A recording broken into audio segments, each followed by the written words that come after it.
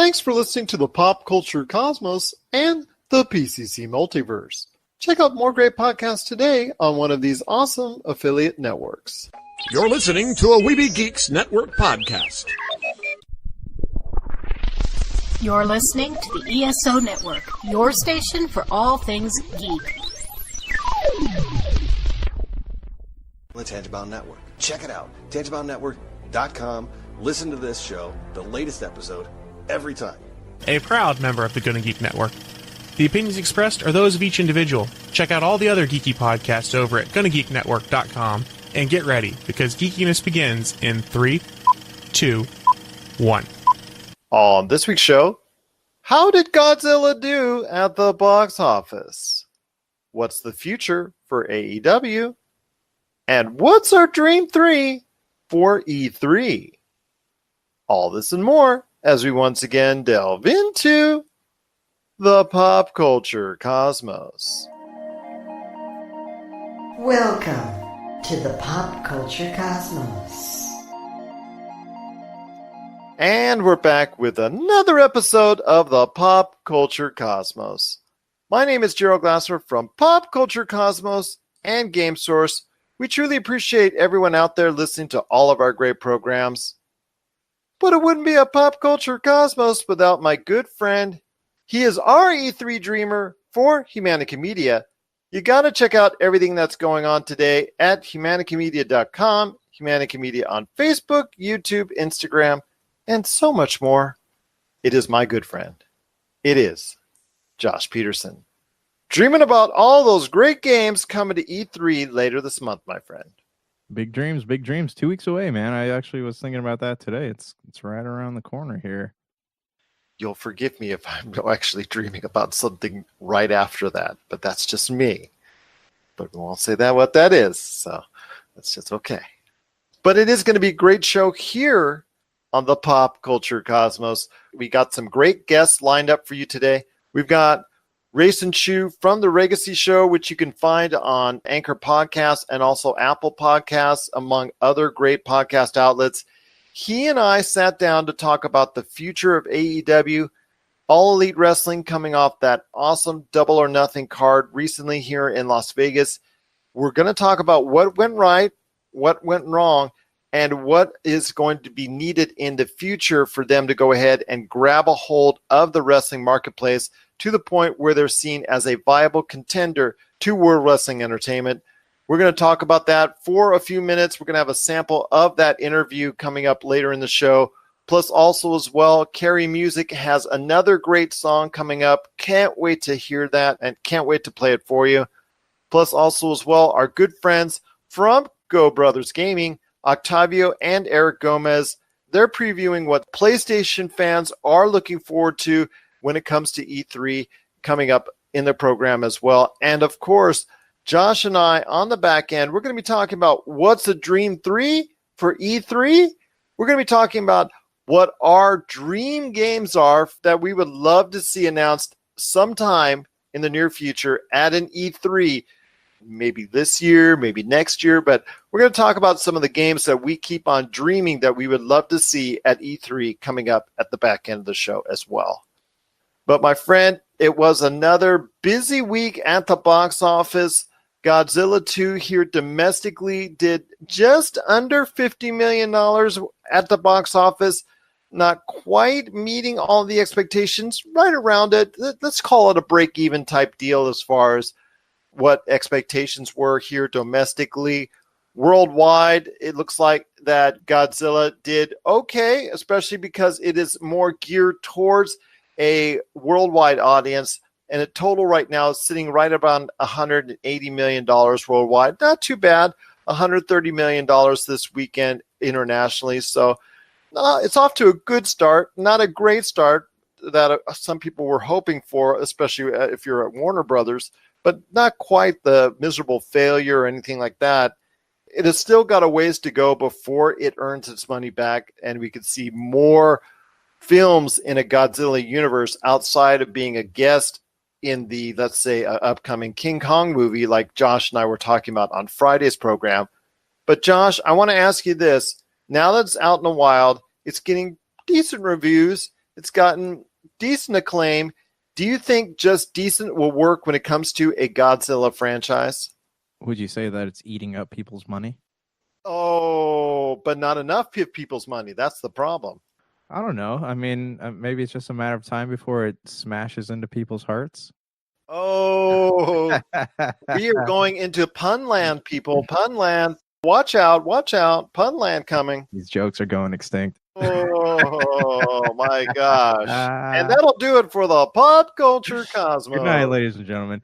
I don't know, man. Like, what, as a father of two kids, what would draw your girls into the movies to see Godzilla? What is something like, because obviously they're a fan of Marvel films, but I mean, because, you know, my nephew loves dinosaur flicks, and that's why Jurassic Park and movies like that make a killing. But what is the difference between Godzilla and Jurassic Park? And I know we talked about this on the last show, but I would say it's the human aspect of it. Whereas these Godzilla movies are fun to watch, but you don't get attached to any of the human characters. Like, you know, they showed that part in the trailer, like, this is Godzilla's world. We're all just in it. So it's to you, you know, back to my earlier question, what would need to happen in a movie featuring Godzilla to draw you and your girls into it?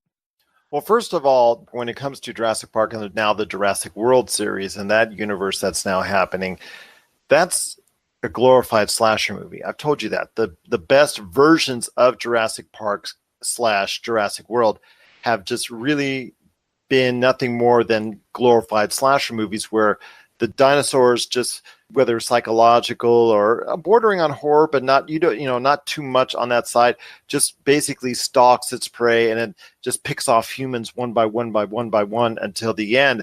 That's pretty much the painted by numbers, the cookie cutter style of pretty much every single Jurassic Park / Jurassic World that's out there. When it comes to Godzilla, which hasn't had quite the same success, it's basically all about smashing and you know, it's a popcorn flick, and I'm still interested in seeing it. I still very much want to go ahead and check it out, but it is something that I don't have to catch right away because I don't feel I'm missing anything, and that's the problem. When it comes to the Jurassic World, aka Jurassic Park series, it seems like it's just such an event. Maybe because it was just started off by the success of Jurassic Park and it was directed by Steven Spielberg, the original one. It just seems like now it has evolved into such an event when those movies come out. I don't feel that same kind of vibe with the Godzilla movies. It just seems like it's a movie that came out. It's a brainless, fun popcorn flick of monsters just smashing into each other. Similar to what we saw with Pacific Rim, because that, in a way, with the kaiju and all that going ahead and going off against each other in the middle of these cities and whatnot, that's all we wanted to see. You just turn your brain off as far as trying to understand any type of cohesive plot, and you just wanted to go ahead and see large entities go off against each other, you know, in the middle of some type of building structures or anything like that. So that's all we cared about. And while it works to an extent, it's obviously not paying off to the extent that I think people that want to compare it to the Jurassic World series wants to go ahead and do, because it's a different animal altogether. It's a different beast that is put together when you consider the Jurassic series, because that to me is more like a glorified horror movie or a glorified slasher movie where and it's a different psychology to it that is more appealing to a wider base and wider audience than what you see out of what is available now with Godzilla and currently Godzilla King of the Monsters. Okay, so it's not the human aspect. It's just a mindless popcorn flick. I think that's what my kids see it as, something that they could probably catch on TV. With me, I liked it just because of the fact that the trailer drew me in. I had zero desire to see it beforehand when we were doing our 2019 movie preview or anything like that. I had zero interest to see it beforehand because I've been let down on the previous two occasions when it comes to Godzilla movies. So, you know, this one looks like it's, you know, critically the best out of all the Godzilla movies that have been made. But at this point, it's still just for all intents and purposes, it's a glorified popcorn flick of just monsters destroying buildings and monsters destroying each other that I think a lot of people, well, I know my girls can afford to miss. Yeah, I mean, I guess it appeals. Different things appeal to different people. You know, you have like to me, I'm a huge fan of the Brendan Fraser Mummy movies, right? Because to me, those are the perfect popcorn flick. I can sit down, don't have to think about it, don't have to get into any of the philosophies of it all. And it seems like Godzilla does have a little like environmental message in there, so you have to probably sit there and think about what's going on with that. So I don't know. So do you think that it needs to not be a popcorn flick, but the human aspect of it doesn't matter? So You talked about it on our Friday show, and I hope everybody gets a chance to check out our latest PCZ Multiverse. You actually said you were looking for something with more depth, with a story that you could relate to, that ties possibly a Godzilla universe together in some form or fashion, because you even said yourself, if Godzilla is facing against all the other monsters in Godzilla King of the Monsters, then where's there to go? What is there left to do? Sure, there's going to be a Godzilla versus King Kong, but it's clearly going to have King Kong at the forefront and Godzilla on the side as sort of like a supporting character, because the performances that Godzilla's had, where it's this movie that generates just enough income to warrant a sequel, but not much more. yeah, see that's true. Well, okay, on Netflix there's an anime called Godzilla King of the Monsters.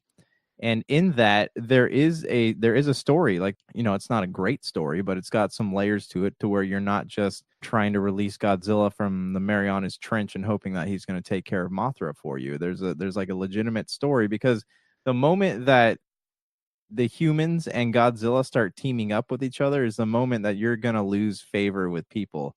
You know, I guess like if you look at Jurassic Park, what keeps that interesting all the time is the fact that the dinosaurs are always trying to eat the people. And on here you have Godzilla going, okay, well, I'm going to save humanity, and then I'm going to go back to the sea because I'm king of the monsters. So, you know, you're removing that aspect of it. And you're also, you know, like I did say on Friday, you're having him face all these monsters at once. And it's just, it doesn't lay the foundation for a good story going forward. And, you know, like I said, I'm hopeful that there are other storytellers out there that could maybe move it in a different direction after this. I'm hopeful that that could be the case, but I clearly at this point in time don't see much of a depth to anything beyond what Godzilla King of the Monsters is representing.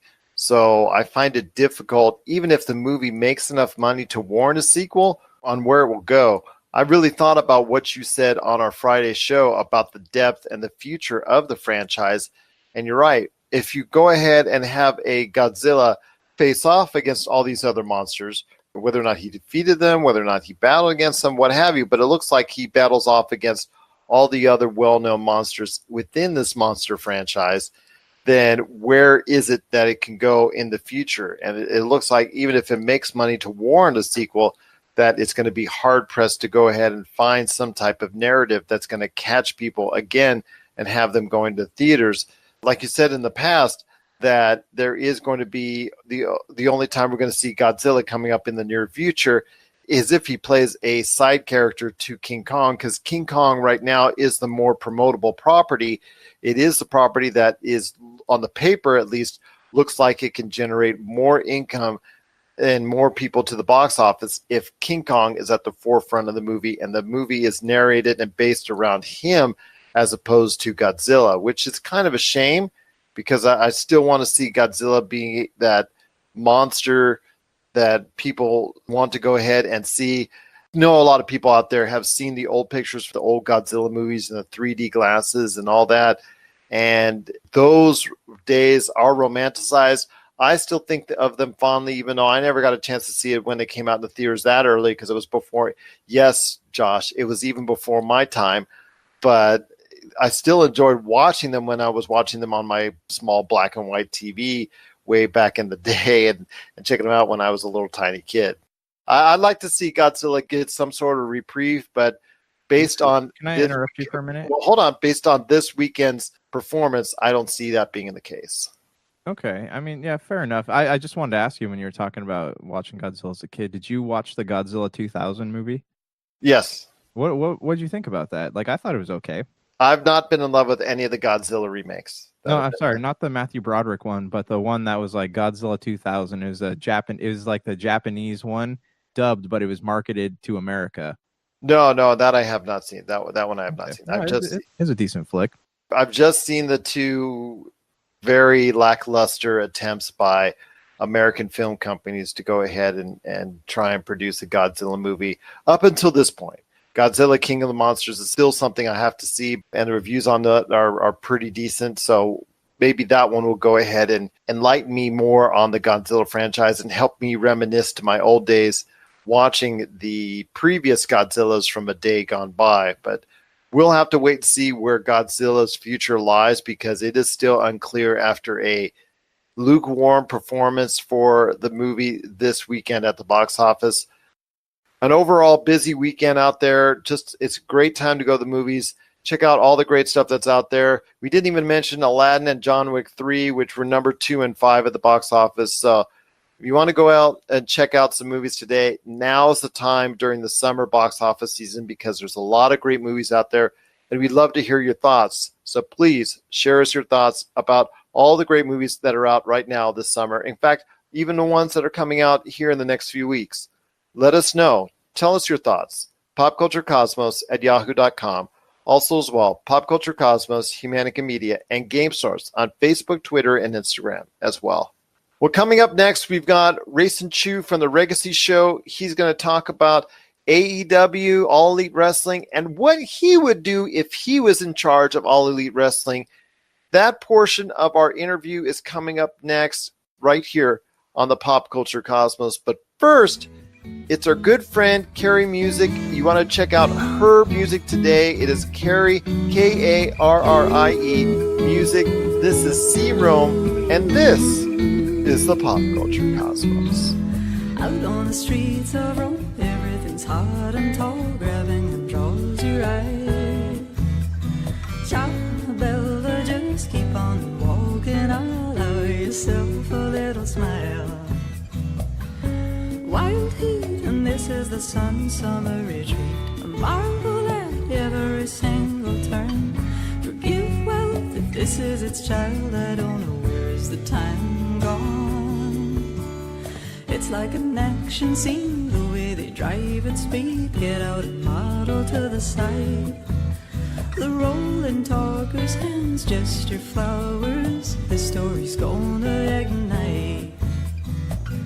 I can't sleep, and this is the sun-summer retreat, a marvel at every single turn. Forgive wealth if this is its child, I don't know where's the time gone.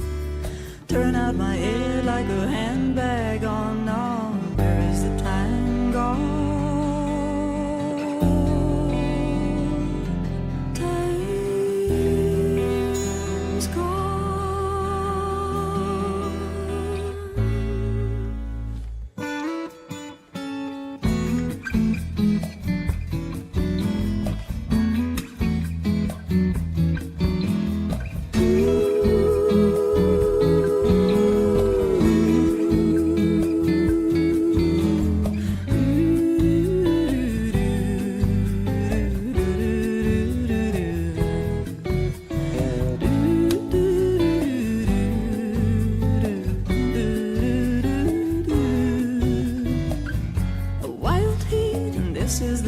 Summer retreat, a marvel at every single turn.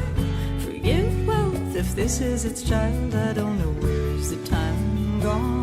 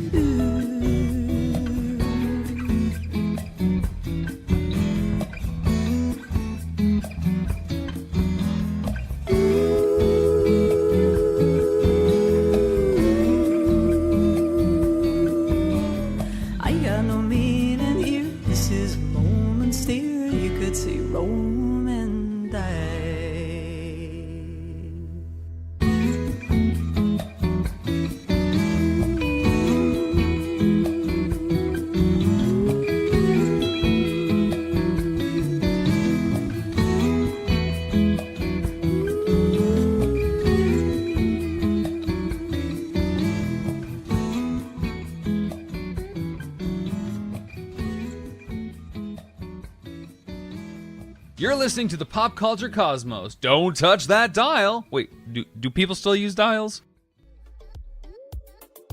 Listen up, all you gamers out there.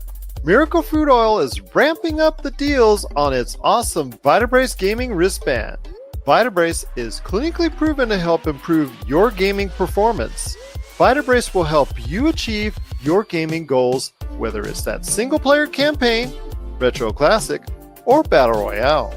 Head on over today to miraclefruitoil.com, and if you use the code Vitabrace50, you'll get half off on a Vitabrace gaming wristband, or use the code Buy One Get One, and it's buy one, get one free.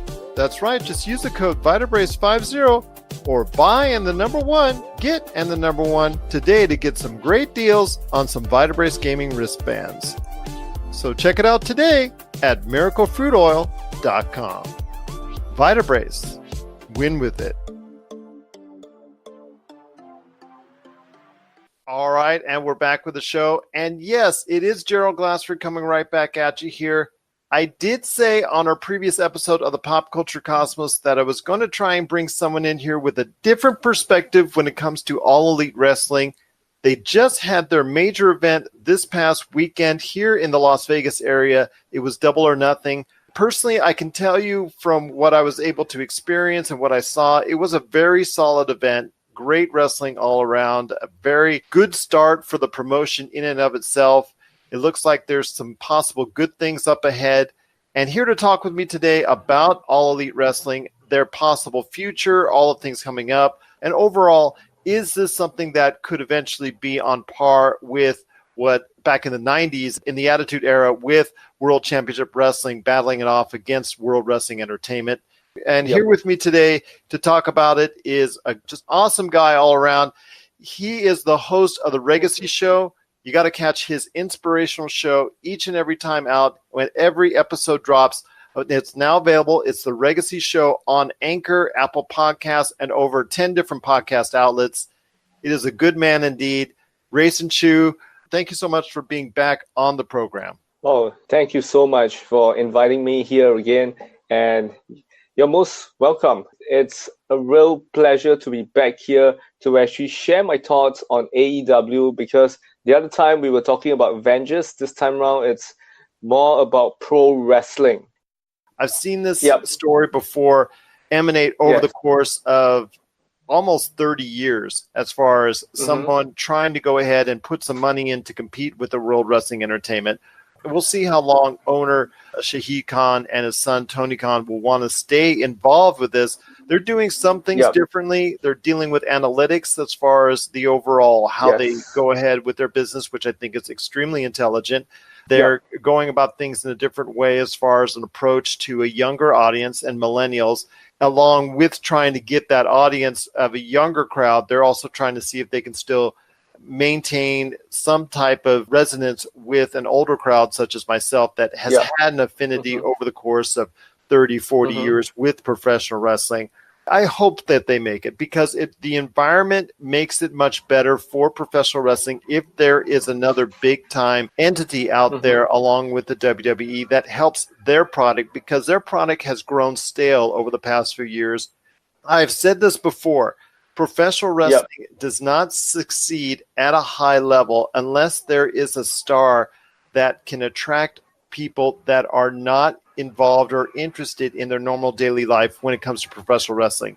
When you get that casual audience in there, when you have someone that transcends the sport like Hulk Hogan, Steve Austin, and The Rock, those individuals transcended the sport in so many ways. John Cena was close, but he was not at the level Steve Austin was at the height of his career. And the same thing with The Rock.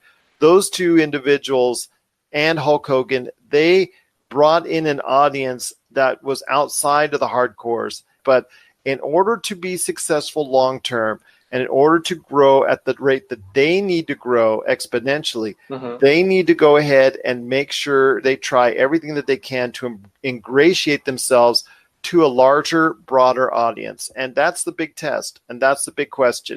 My hope is AEW will make the right decisions to go ahead production-wise, talent-wise, and also wrestling-wise, that they'll be able to go ahead and put a product out there that can eventually compete on a card-by-card, week-by-week basis with the WWE. I ask you, as a company, do you go ahead and try to reach out with those ex-WWE stars as they leave World Wrestling Entertainment, or do you stay away from that and try to build something on your own that could be something really special, or maybe not, it could go easily the other way around? Well, if it's me, right, I would suggest this. So if, let's say, I see any of the WWE talent being X'd out or they terminate contract with their own will, right, I would actually look at them together with my team to see whether do they fit in the storylines, do they fit in the company's value, and I would say, do they fit in with the culture of this whole wrestling promotion? Why would I say that? It's because if, let's say, I am able to get people like AJ Styles, people like Roman Reigns onto AEW, I wouldn't mind. But I need to know whether are they fitting or not. Because if they do not fit in the company, they do not fit in the whole board of storylines and the wrestler's profile, I would say I would definitely look at these talents and try to pull them in. Because as long as I could see some dream matches between my players and theirs, I would definitely get them. Like recently, after the whole of AEW or during AEW Double or Nothing, WWE wrestlers, a couple of them were tweeting about it. There were people like The New Day, there were people like Sasha Banks that were tweeting about it. And if I were in their shoes in AEW, I would be thinking about whether do Sasha Banks fit in? Who is good to challenge Sasha Banks then? Who is good to challenge these people that have tweeted? And all these people that have tweeted, do they have a huge fan base? If they have a huge fan base, how can I leverage on their fan base? I can draw more attention to AEW as compared to WWE. And how can I leverage on WWE's recent, I would say, foley or storyline to make sure that I can use it on my benefit? Because Sami Zayn recently said AEW on Raw, right? And it's their number one flagship show in the whole entire pro wrestling. Raw was the biggest in the whole sports entertainment. In terms of wrestling-wise, they are the big dogs, right? And they said something about their number two company or the rising star company on their show. There must be a storyline behind there, or it could be Sami Zayn slipped his mouth. So it depends, right, on how we see it. So if it's me, I wouldn't want to do the same thing as what WCW did, which was to actually just acquire talent and then think about who to do all those storylines with, and that's it. No, I would rather plan it out first before I get these people in.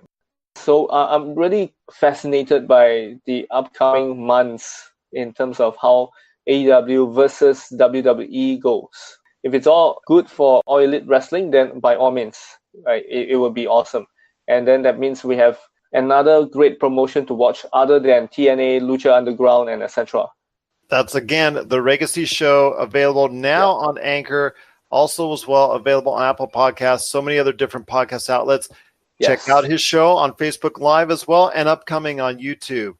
Well, Rayson, I'll tell you what, it was just awesome to talk to you about AEW, the future of All Elite Wrestling. And again, to everyone out there, I am very hopeful that AEW will turn into that big entity that so many of us that follow the industry for so many years have been hoping for. There's been moments in time where there's that brief glimmer of hope that the WWE will have a solid contender, which hasn't been around since the late 90s, because we all saw what happened with World Championship Wrestling and the downfall of their company and whatnot. But there's been just a few glimmers of hope. Unfortunately, none of them have paid off. But now that AEW is out, now that there's a good, strong fan base by it, now that there's something that they can go ahead and build upon for the future, let's hope that All Elite Wrestling can go ahead and achieve that great status which so many people like myself and you as well are hoping for indeed. All right, my friend. It's just great having you again on the show. This has just been such an awesome pleasure to have you talking about All Elite Wrestling. I got to get you back on talking more great pop culture subjects with me, talking to people, giving advice on how to deal with it, or just talking about how fun it is to talk about pop culture. And up next, it's Octavio and Erik Gomez previewing what they think is going to be upcoming for PlayStation fans at E3 2019. This is the Pop Culture Cosmos. McCallum Films is back with a vengeance. Power of Grayskull, the definitive history of He-Man and the Masters of the Universe, which chronicles the ultimate 80s billion-dollar franchise, Masters of the Universe. See exclusive interviews and hear untold stories from the people responsible for creating the world of Eternia, a place full of magic and science, and learn about the craft of creating action figures and animation. Power of Grayskull is just one of our many projects at McCallum Films. All right, and we're back with the Pop Culture Cosmos. It's Gerald coming right back at you here. It is E3 2019. It's coming up here in just a matter of days. It's right around the corner. A lot of gamers out there are excited about what's going on with the latest news and information with E3 2019. And while Pop Culture Cosmos and especially Game Source will be giving you a lot of that information, we at the Pop Culture Cosmos want to make sure you get our thoughts on some of the things that are going on and kind of like a preview for each of the major console makers and movers and shakers that are going to be at E3 2019. And they're not going to be at E3 2019, but in a way that they are going to be at E3 2019. And I'm talking about PlayStation, because even though they're not going to be there in a physical fashion with any booths or not going to be doing a major conference from there, they are still a major part of E3 2019 because all the third-party games, virtually all of them will be going onto that platform. You know, there's still so many major reasons why PlayStation is still going to be well thought of when it comes to E3 2019. In fact, I could tell you almost 100 million reasons why, because that's how many consoles of PlayStation 4 are in households. And here with me today to talk about what PlayStation owners should be thinking about and should be looking towards to when it comes to E3 2019 are two of my good friends based out of here in Las Vegas, Nevada. It is the guys behind Go Brothers Gaming. If you want to know what's going on with the esports scene, along with Mario Party Wars, you got to check out Go Brothers Gaming on Facebook and also other social media, including Twitter and Instagram today. That's Go Brothers Gaming. And I have the brothers here as well. First, there's Stereo Monroy. Now it's Stereo Gomez with Erik and Octavio Gomez. And guys, it's just great to have you on the show. Thank you for having us. It's always great to be back. Frequent flyers here. Absolutely. You know, I can't give you a robe like SNL does after your 5th performance on the show. But you know what? It's just great every time I talk to you guys. There's a lot going on. And speaking of Las Vegas, since we're all locals, the latest convention coming up this week is the Licensing Expo. And while that doesn't sound fun off the top of people's head, I did get a chance to check out the floor today at the Mandalay Bay.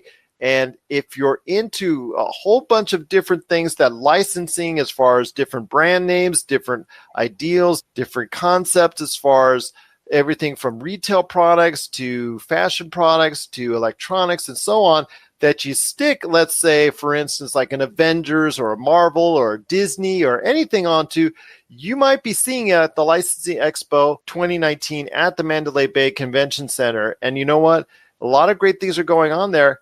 And wouldn't you know it, it's kind of funny that although PlayStation won't be at E3 2019, they're going to be here in Las Vegas this week, 2 weeks earlier, at the Licensing Expo 2019. They've already got a big, huge banner, already got a booth set up. It's going to be great for PlayStation here at the Licensing Expo 2019. Kind of makes you think and kind of makes you curious, wonder why they're here and not at the largest gaming expo worldwide at E3 2019. Well, that's a very interesting dynamic that they have going on there with E3. I think they're trying to make a big impact and have people talking, why aren't they at E3? So I think the perfect place to be, honestly, would be here in Las Vegas to release whatever it is they have behind the curtain and surprise us all. Because in the past, we know that they've they've made big, I guess you can say, footprints in the gaming world. And we look forward to see what they're going to reveal. We already know that there's a long list of games that we're really hyped for. Yeah, it's gonna be very exciting. I'm not too sure what their business is. Obviously, none of us know until they take the stage. That's true. There is no conference there. They're just going to have a booth there at Licensing Expo 2019. So it's kind of interesting. It's a little smaller, little lower key as far as that's concerned, but it's interesting how they chose to go there and not at E3 2019. I'll ask you now, Octavio, you and I were actually conversing back and forth in regards to their absence at E3 2019, but in a way, since there is almost 100 million PlayStation 4s out there in the marketplace, and there are games being made for it that are going to be debuting at E3 2019, it's like they're there in the first place, isn't it? Almost, yeah. They're gone but not forgotten, really. Like they're making their impact with the games. Not only that, but publishers that are pushing the games to those consoles. And it's going to be really exciting. You let me know when you want me to talk about my personal favorites that are coming up, because I'm so excited to tell you. You sound like it. You sound like it. I know one of those favorites has got to be The Last of Us 2, which rumor has it, unfortunately, is going to be delayed into 2020. When you guys heard the news of that going down, that it possibly could happen, it's not been officially confirmed yet, but at this point in time, what are your thoughts on The Last of Us 2 being delayed into 2020? The same thing happened with its last big release, Uncharted 4, and how that was released. That obviously came out to stellar reviews and obviously great gameplay and sales. Do you think that's going to slow down any of the momentum if Last of Us 2 actually does end up getting delayed into 2020? Well, it's a bit of a double-edged sword, because obviously we want the best out of what they're making, and we want to really get that really good feel while we're playing. So we want them to fine-tune everything. We want it to be just a really solid game. But the problem is, they sort of lose people's attention. Sometimes whatever they're working towards isn't just worth the time that people have been waiting sometimes. And I know this game's been delayed. This is more than the first time, right? So yeah, I'm not sure how people will be too enthusiastic after that, but hopefully they will be. Hopefully they understand, and it'd be really great if it's just as good as they promise. Well, I will say it's just in the rumor stage at this point in time. That was something that comicbook.com did put out there. That's a heavy rumor from Jason Schreier of Kotaku, who put that out there on a tweet as well, that possibly could happen. So we'll have to wait and see at E3 2019, or maybe even the Licensing Expo 2019, or sometime down the road in the near future, if Naughty Dog and PlayStation is actually going to delay The Last of Us 2, which brings me to my next question I've got for you. And Erik, please let me know your thoughts. If The Last of Us 2 doesn't come out on time this fall, what are your thoughts on what Sony could be possibly planning for this fall? Because they've got to have something come out for its PlayStation fans, and it can't just all be the PlayStation VR. Oh, absolutely not. PlayStation VR is well loved, but it isn't everything for PlayStation. I know there's a couple of games that I personally am looking forward to that come around that same time frame, one of them being Control by Remedy Games, which looks absolutely fantastic. And I don't think that the hype for The Last of Us 2 will die out. They'll just have to be entertained by something else. Meanwhile, The Last of Us 2 has a very gripping story. I don't think anybody will really fall back from that. It's a very, very unique game. I'd say one of the most unique games I've ever played. Absolutely. And I also think that Dreams, from the folks that made the Little Big Planet series, that also is something a lot of people could be very interested in. That is also close to completion, so hopefully we can get a finalization of where that stands, and even some thoughts on some games as well coming to the PlayStation platform from a first-party perspective. So I'll ask you, I know, Octavio, you said you had a list going. Are these all first-party games, or are there some third-party mixed in there as well? There's some third-party mixed in there as well. Like Erik said, Control, he kind of took that one. I'm also excited for Doom Eternal, which is going to be coming out soon. It's looking really nice. I really enjoyed the first one, although I didn't get too much of a chance to play it, even though I probably should have gotten it. It's nice that they're taking it back to their roots there with their shooting mechanics, and definitely its first-person kind of view. but it's the multiplayer I got the chance to play. It was also really fun, and I'm just excited to see what they can do and take further with this second installment. I also have Sea of Solitude, which was looking pretty interesting, kind of like an exploration game. It does sound very cool, though. Absolutely. And I know there's a lot of other things that are exciting PlayStation fans going forward that could be announced at E3 2019. Josh and I, on our previous episode, talked about one game that will probably be heavily marketed when it comes to being a part of possibly the PlayStation experience, and that is Death Stranding, the latest game from Kojima that has, well, confused and confounded us here at the Pop Culture Cosmos. I know you guys have had a chance to take a look at the latest videos, what's going on with Death Stranding, and I was wondering if you guys could help me out on a big question.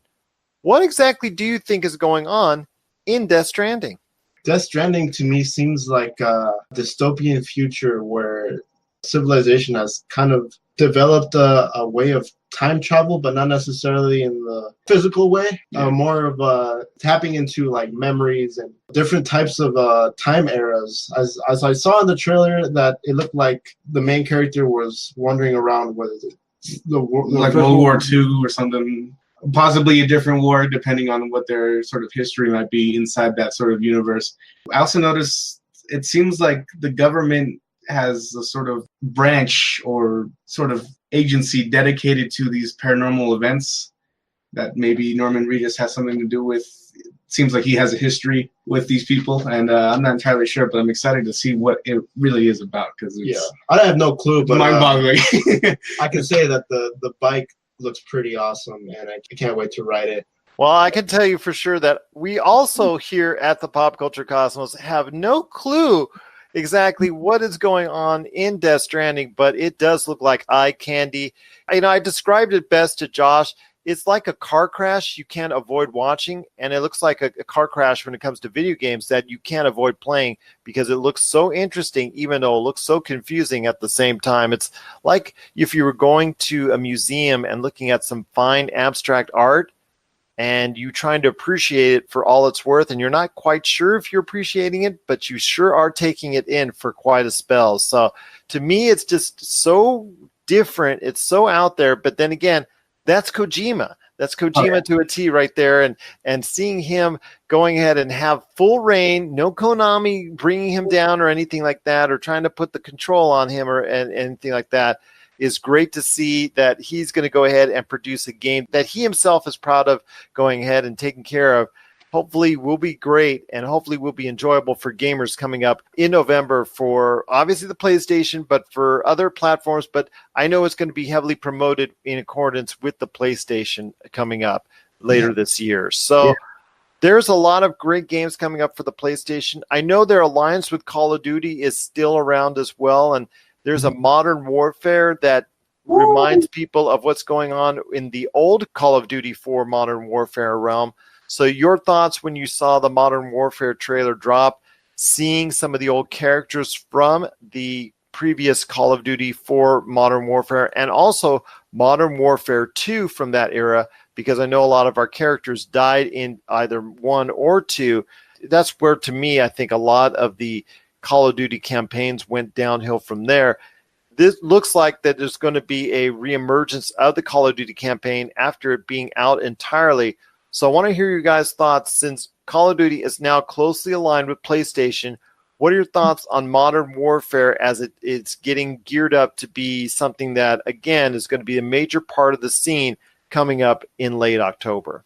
I saw the trailer, and I think this time around it's really going to pivot into something revolutionary as far as first-person shooters. The nostalgia as well as the graphics, it all looks like it's a fanboy's dream. Characters like Price coming back, and the stealth and the story-based action that we missed from Call of Duty 4 Modern Warfare and Modern Warfare 2. It's their opportunities to take a light reboot and make it even more intense than it was back then. That's what I believe. It's interesting because me and Erik, it's only until recently that we've sort of gained interest, oddly enough, and we've been enjoying these games. We've been playing Black Ops 3 still to this day, and we've had it at some of our events around town. and we're still enjoying it, but we're hearing that it doesn't really live up. And I've played the other ones and I enjoyed them, but maybe I wasn't in the right mindset. But I've been enjoying these. So I'm also, now that I'm in sort of Call of Duty mode, I'm very, very excited to see what they're bringing back, having played those games, but maybe not fully enjoying them. Guys, it's been great having you on the show. Once again, it is Erik and Octavio Gomez. I wish you guys continued success at Go Brothers Gaming. I wish you also as well just an awesome time as far as all the events that you're a part of, tournaments. Hopefully, again, you'll be with us on July 13th at Retro City Games, and also looking forward to doing great things with you right here at the Pop Culture Cosmos.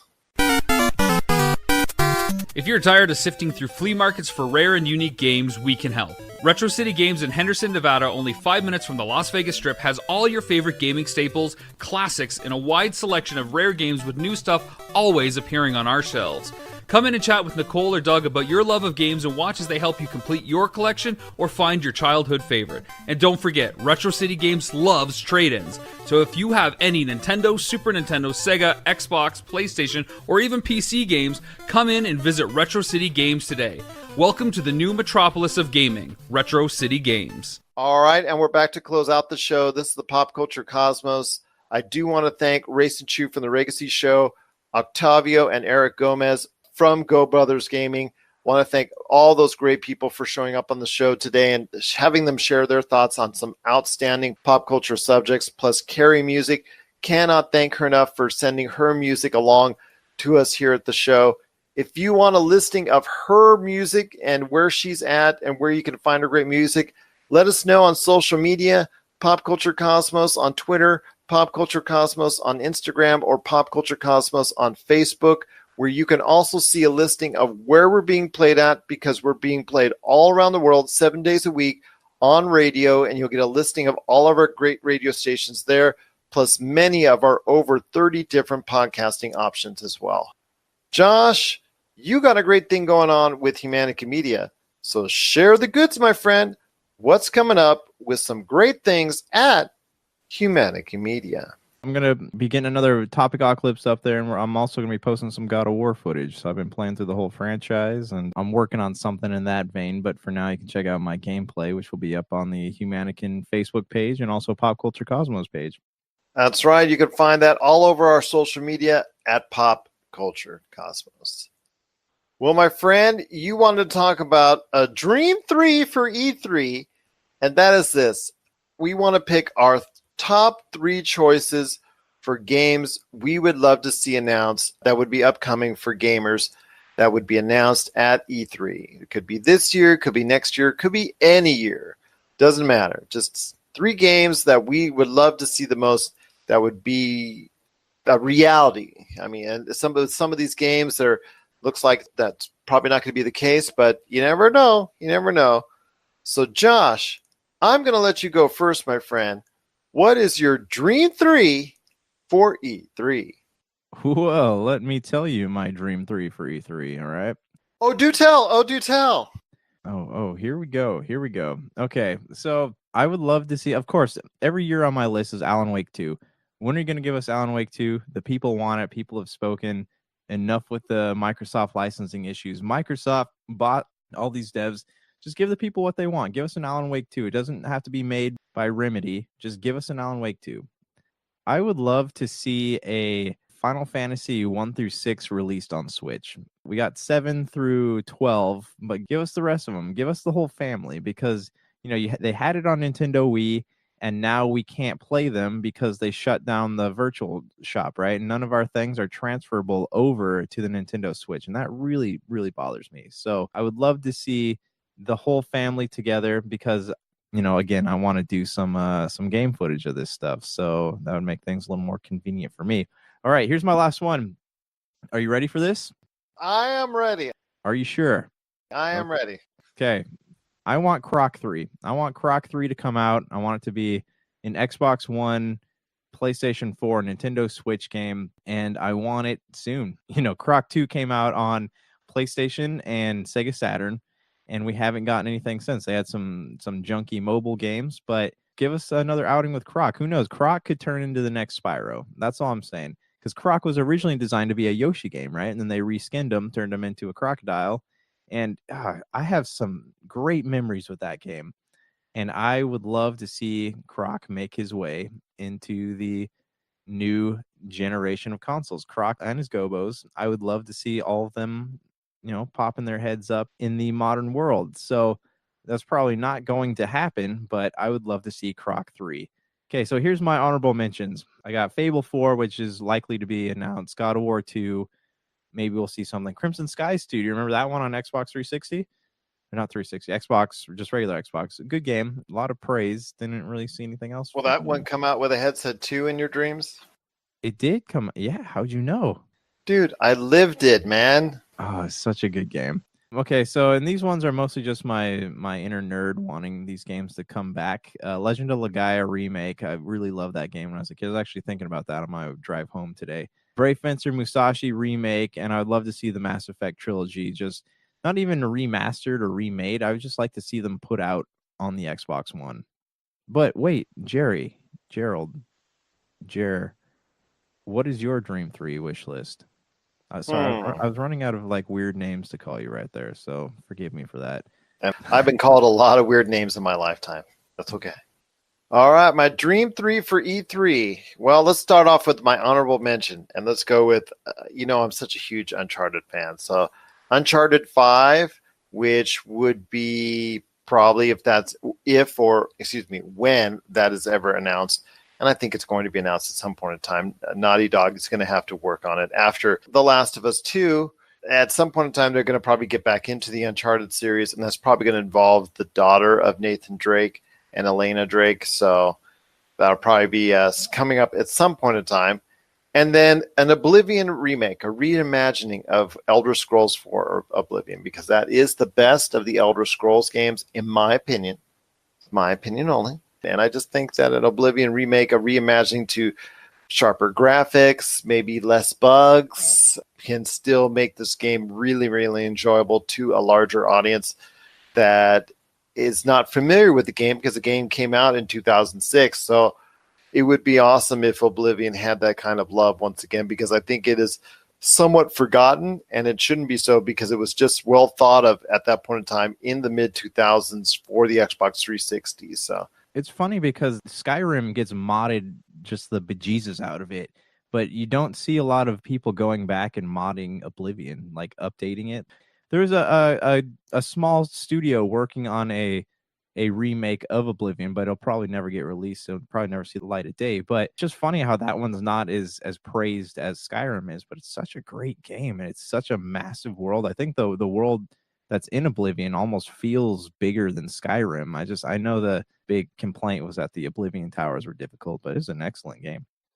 Loved it. Played over 100 and some odd hours in it, and I truly enjoyed it. I actually, about 2 years ago, I went back into it and played another 30, 40 hours into it. It just would be awesome for me. At least that's me anyways. Just, to hear Patrick Stewart again as the king. Enter Oblivion.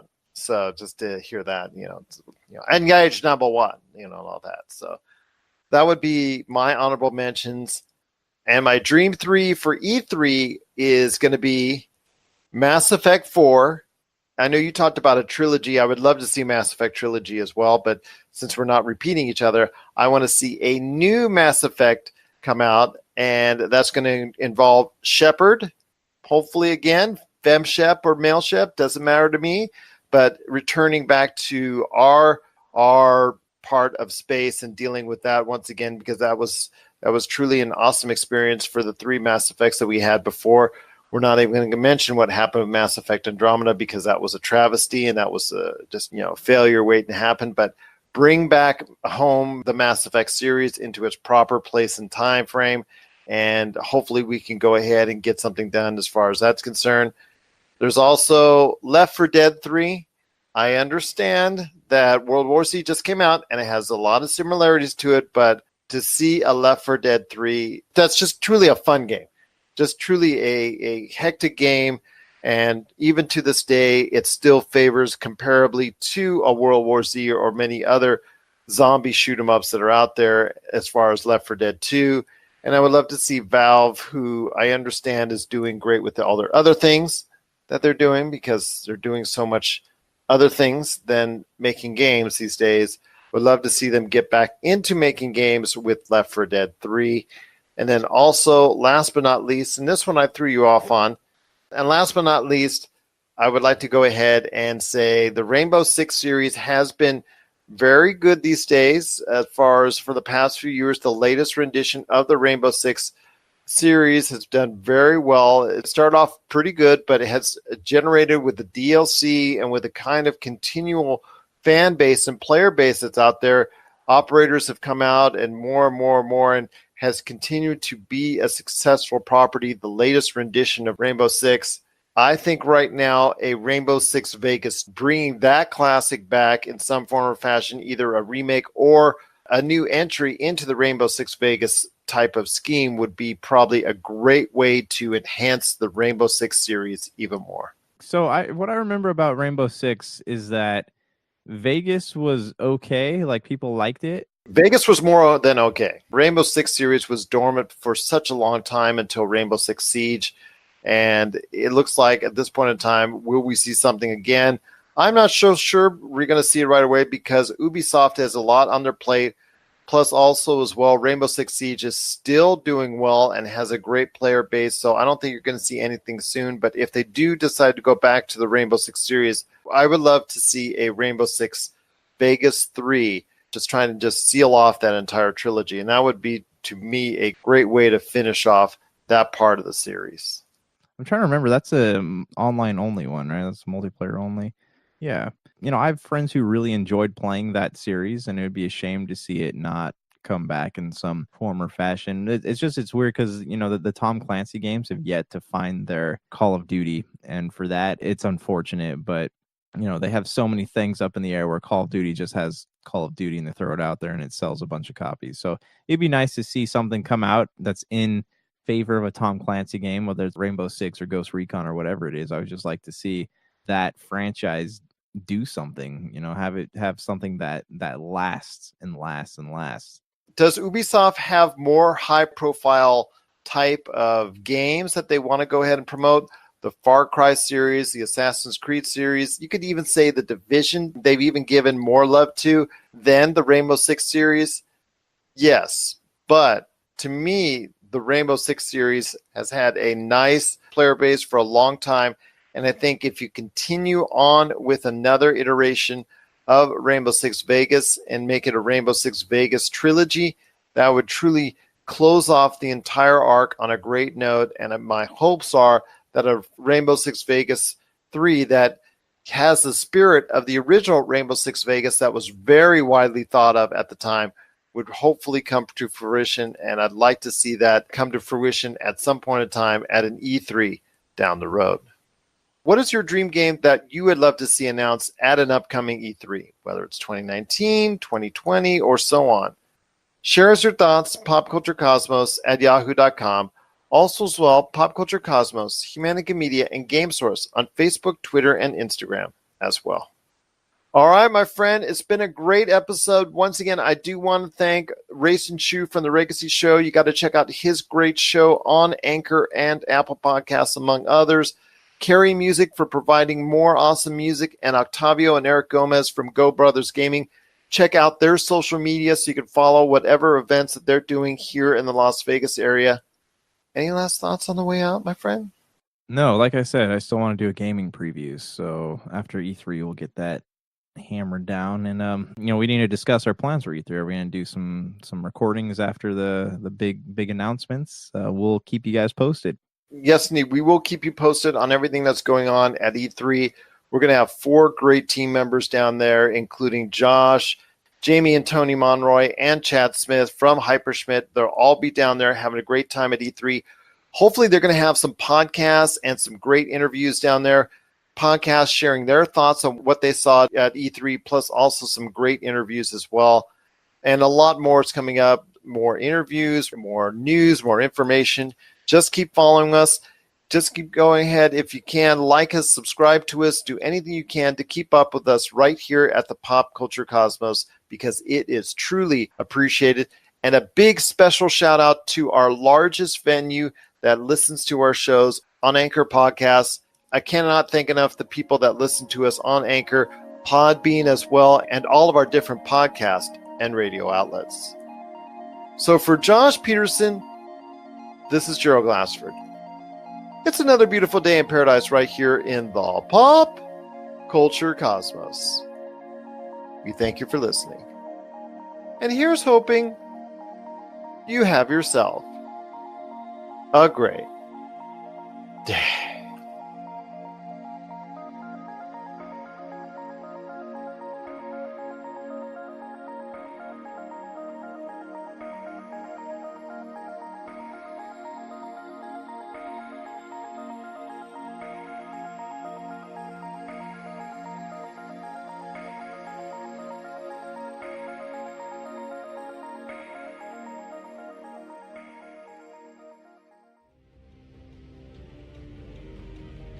In a world where podcasters talk about the same old pop culture topics, two heroes must rise to bring forth a new era of podcast entertainment. The Cigar Nerds Podcast.